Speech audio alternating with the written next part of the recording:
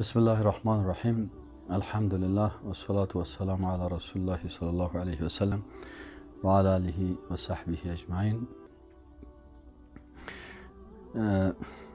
برادرای عزیز، خواهرای محترم، آنچه که برای یک مسلمان از کل چیز که فهمیدن از او اول زیاد مهم است، اوی است که وقتی یک مثلا شما در روسیه زندگی میکنید، شما مثلا در دنمارک زندگی میکنید، این مثلا شما در دنمارک وقتی زندگی میکنید یک کافر میاد پیش شما میگه من میخوایم مسلمان شم.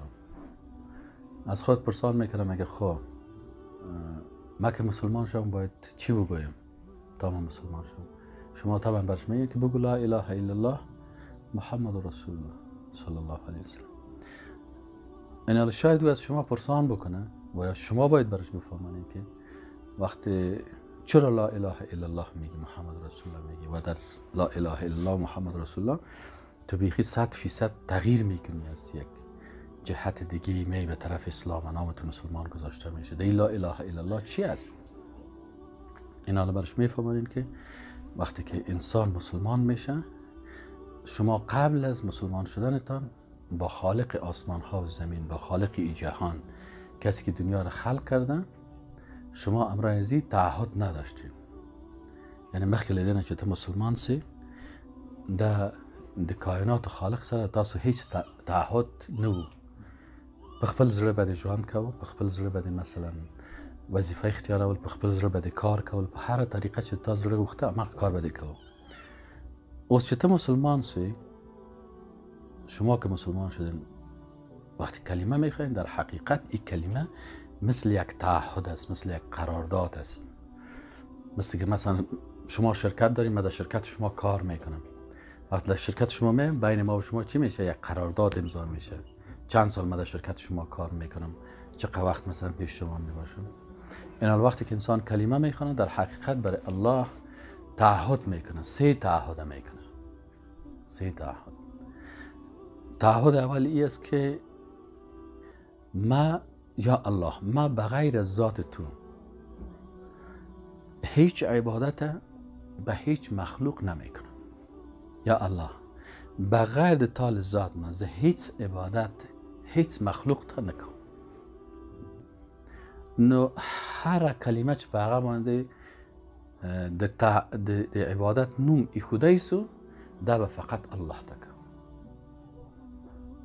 که مونځ ده، که رکوع ده، که سجده ده، که قربانی ده، که ذبح د حیوان ده، که ذبح د مثلا د چرګان دي، نو ته دا ټول عبادتونه دي. نو ته مجبوری چې دا عبادت فقط الله ته وکړي. دا لومړی تعهد ده الله ته. دوم تعهد دا ده چې یا الله، بغیر د تال شریعت نه زه د بل چا قانون نه منم. په خپل ځان باندې، په خپل کور کې، په خپل اولادو باندې، که چیرې حتی زه په صفت د خلیفه د مسلمانانو په دې ټول نړۍ کې مقرر سم، انی جاعل فی الارض خلیفه، نو زه به په دې ټوله د مځکې کره کې به د تا قانون، د تا شریعت به تطبیق کوم. ځکه اوس قوانین ډېر زیات دي. مثلا د هغه قانون ده، د روس قانون ده، د امریکا قانون ده، د شرق قانون ده، د غرب قانون ده، د ملل متحد قانون ده، ده خو مسلمان تعهد لري چې الله، زه به په خپل ژوندانه کې یوازې د تا شریعت تطبیق کوم. که را باندې سختی راځي، که را باندې مشکلات راځي، که له وږي نه مرم، دا مې تعهد ده. دا دوم تعهد ده. بیا نو مسلمان انسان د بل چا قانون نشي منلی چې وایي چې زه کلمه هم وایم او زه کمونیست هم یم، زه مسلمان هم یم، زه سوسیالیست هم یم، زه مسلمان هم یم، زه سیکولر هم یم، زه مسلمان هم یم، زه دموکرات هم یم. ځکه هر قانون ځان ته یو چوکات لري. نو فکر او قانون داسې تجزیه نه کیږي چې نیمایي به د دې قانون اخلم، نیمایي به د دې اخلم. نو دلته دا دوهم تعهد د مسلمان ده. او دریم تعهد د مسلمان دا ده چې یا الله، زه به د تا عبادت او زه به د تا شریعت د رسول الله صلی الله علیه وسلم په طریقه به تطبیقوم. نو لا اله الا الله محمد رسول الله هم دا معنا ورکوي. ځکه په عربي ژبه کې اله هغه ذات ته ویل کېږي چې ذات عبادت کیږي او قانون تطبیقیږي. د عربانو هم دغه ژبه وه. کله چې یو چاته به اله ویل په دې معنی چې دا زموږ اله ده، دا زموږ اله ده، موږ دې ته عبادت کوو، او دا زموږ اله ده، دا زموږ رب ده، دا زموږ خالق ده، موږ به د دې قانون تطبیقوو. اوس فرعون نه ویل چې راځئ ما ته عبادت وکړئ، فرعون به ویل چې راځئ د موسی علیه السلام د شریعت په مقابل کې د ما قانون اطاعت وکړئ.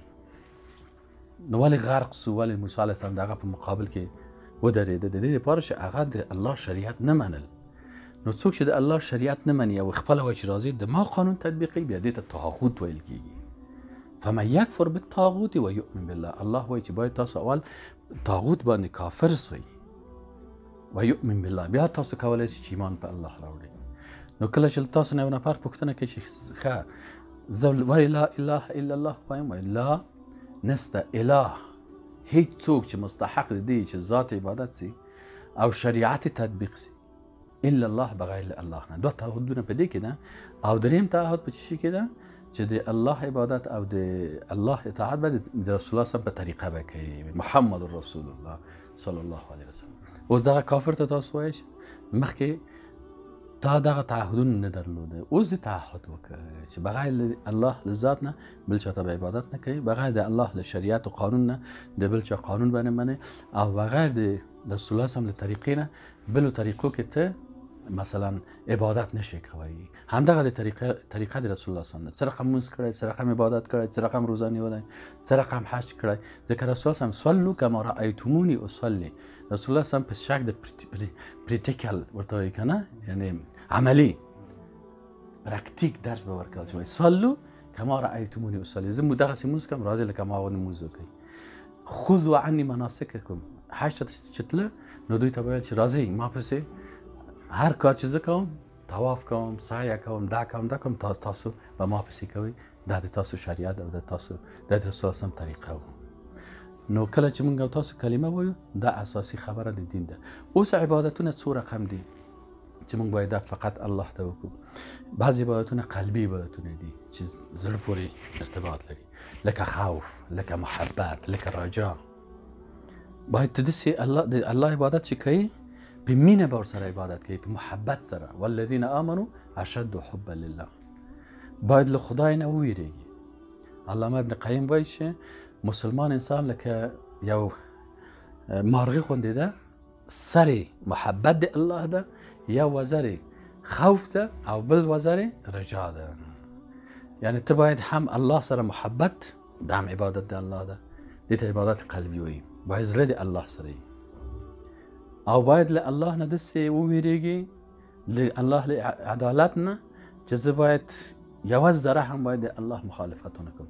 او بل چې ده دومره به د الله په رحمت ایمان ولري چې هر څومره زه ګناهګار یم، حتما الله ما ته به یوه لاره خلاصوي او ما به له دې مشکل نه خلاصوي. نو خوف ده، رجا ده، محبت ده، بل هغه ده توکل ده، تعظیم د شاعر ده.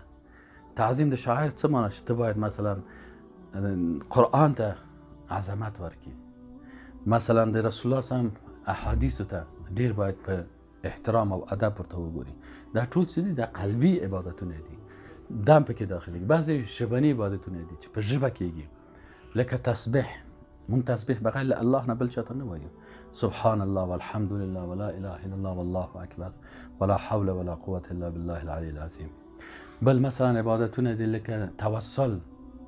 مونږ توسل مثلا د الله په اسماء او صفاتو توسل کوو الله ته، یا الله ته رحمان، ته رحیم، ته غفوري. کله کله داسې کولی شو چې مثلا توسل په خپل د عاجزي په عاجزي وکړو، په خپل مثلا عباداتو دا وکړو چې پروردګار تا ته مونځ کوو، ته د مونږ دغه دعا قبول کړي. نو بل عبادت مثلا د ژبې عبادت ده، مثلا استغاثه ده. استغاثه ده چې مثلا یا دعا ده چې ته دعا کوي و یا پروردګاره الدعاء هو العباده، رسول الله صلی الله علیه وسلم دعا عبادت ده. باید دغه دعا لاس بغیر له الله دربار نه بل چاته باید پورته نه کړي، فقط الله ته. ځکه دعا عبادت سو، ته خو تعهد کړی چې عبادت به چاته کوي؟ الله ته کوي. اوس که ته ځې یو مخلوق ته یا بت ته یا قبر ته یا دې ته یا دې ته لاس پورته کوي، معنی یې دا ده چې تعهد دې څه کړه؟ تعهد دې مات کړه. بینه؟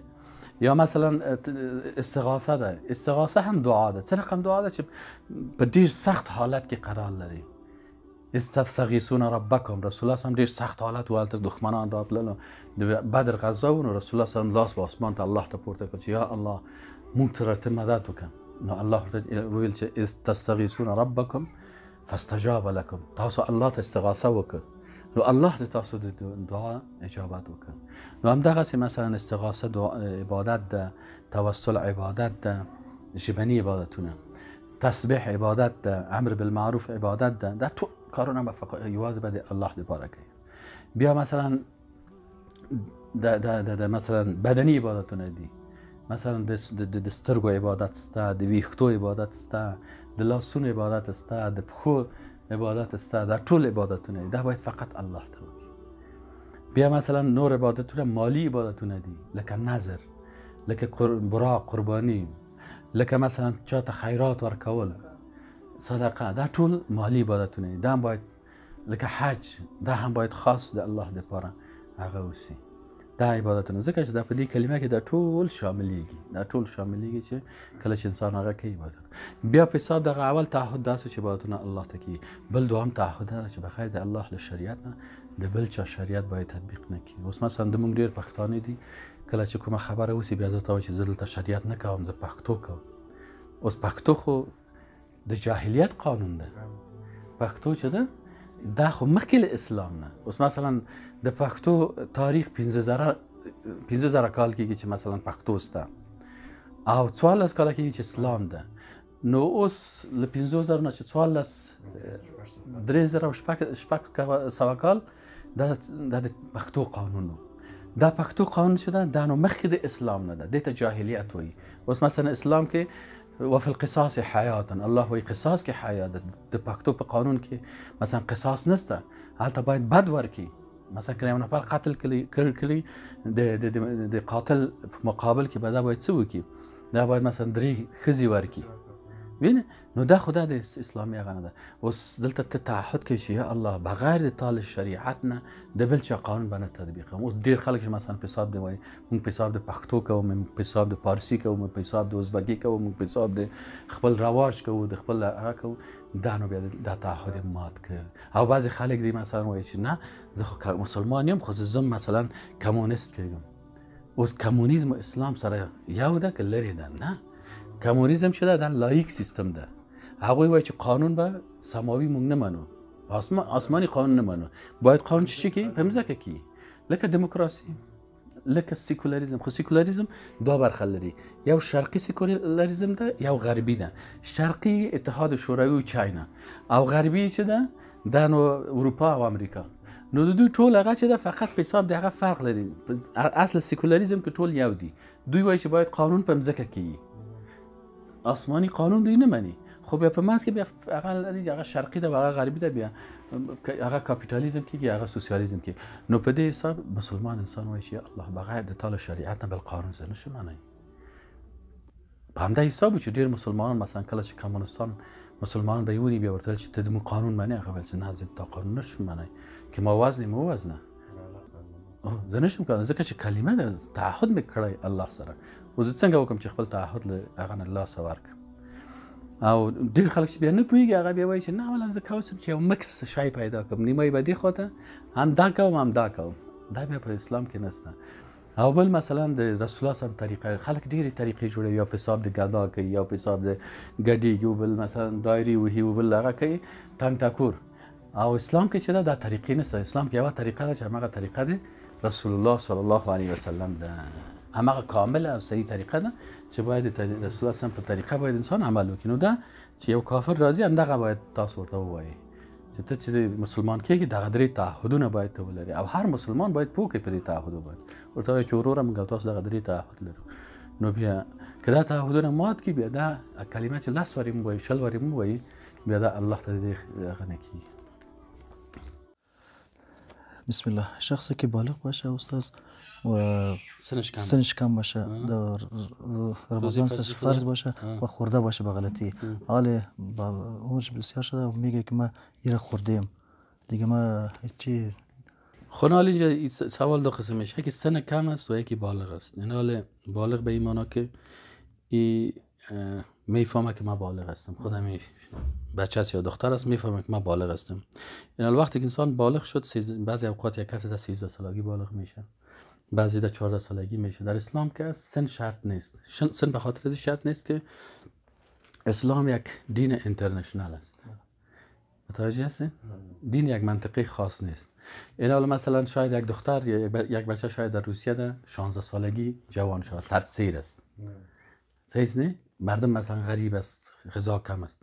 در کشور افریقایی یا در کشور اروپایی که گرمسیر است بسیار، یا در افریقا است، شاید یک بچه در 12 سالگی بالغ شود. پس از این خاطر در اسلام سن شرط نیست. ولو که در 10 سالگی بالغ شود، در 11 شود، در 12 شود، در 14 شود، در 16 شود، خود اون بچه میفهمه که من بالغ هستم، اون دختر میفهمه. در صورتی که بالغ باشه، بالغ نباشه، سنش کم باشه، بالغ نیست، مردم فکر میکنن که بالغ است لیکن خودش میفهمه من بالغ نیست. او خود مکلفیت نداره، سر از اصلا روزه نیست. نه اگه خوردم پروا نداره، چرا خود بالغ نیست. اما اگر باز بالغ شده بود و میفهمید که سر من روزه فرض است و خورده باشه، سر از این 2 ماه روزه میشه. کل ما را خورده باشه، اونم 2 ماه باید روزه بگیره. هرگاه شخصی که به پول دیگر انسان حج عمره رفته باشد، در آینده بالای این شخص حج فرض می باشد یا نه؟ این حال حج، ای که مثلا حج که است، فرضیت حج به شرط است که عمره خو حج نیست. فهمیده؟ عمره حج نیست. عمره مثل یک نماز نفلی میخونه.